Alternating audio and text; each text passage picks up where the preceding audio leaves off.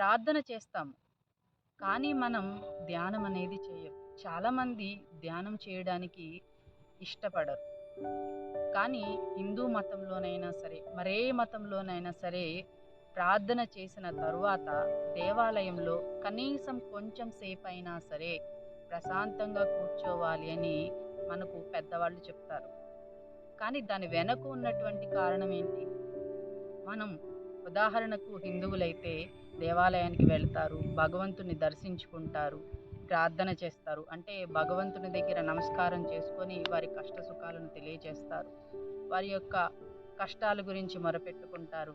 ఆ తర్వాత గుడి దగ్గరకొచ్చి కూర్చున్నప్పుడు వాళ్ళు ఇతరులతో మాట్లాడడమో, లేదా మిగతా విషయాలతో సమయాన్ని గడుపుతారు కానీ కేవలం మేం భగవంతుడిని అడిగాము, భగవంతుడు మాకేం సమాధానం చెప్తున్నారు, ఒక పని చేద్దామనుకున్నాం, చేద్దామా వద్దా అనే విషయాన్ని తెలుసుకోవడానికి సమయాన్ని కేటాయించడం లేదు.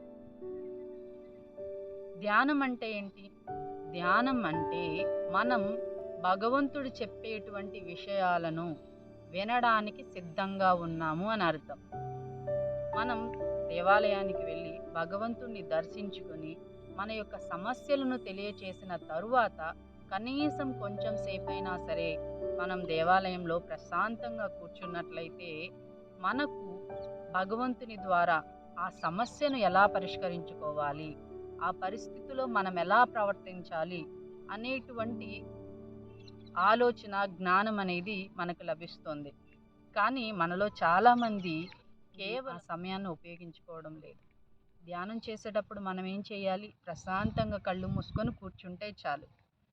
ఇప్పుడు మనం మన తల్లిదండ్రులని మాకిది కావాలి, మాకీ అవసరం ఉంది అని మనం అడుగుతాం.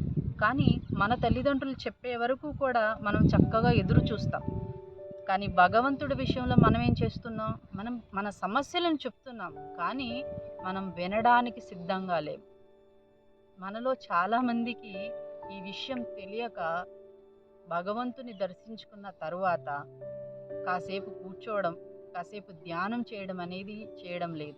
ఇక నుంచి మీరు ఎప్పుడైనా సరే దేవాలయానికి వెళ్ళినప్పుడు భగవంతుని దర్శించుకున్న తరువాత కాసేపైనా సరే దేవాలయంలో ప్రశాంతంగా కూర్చొని కళ్ళు మూసుకొని భగవంతుని మీద మీ ధ్యాసనుంచండి. కళ్ళు ఎందుకు మూసుకోమని చెప్తారు? కళ్ళు మూసుకోవడం ద్వారా మనం మన లోపల ఉన్నటువంటి భగవంతుణ్ణి చూడగలుగుతాం. అలాగే ఆ సమస్యకు పరిష్కారాలను మనం తెలుసుకోగలుగుతాం. కాబట్టి ఈసారి మీరెప్పుడైనా దేవాలయానికి వెళ్ళి భగవంతుణ్ణి దర్శించుకున్న తరువాత కాసేపైనా సరే ధ్యానం చేయండి. ఈ వీడియో ద్వారా మనం ఏం తెలుసుకున్నాం? ప్రార్థన అంటే మన యొక్క సమస్యలను, కష్టాలని భగవంతునికి మొరపెట్టుకోవడాన్నే ప్రార్థన అంటాము.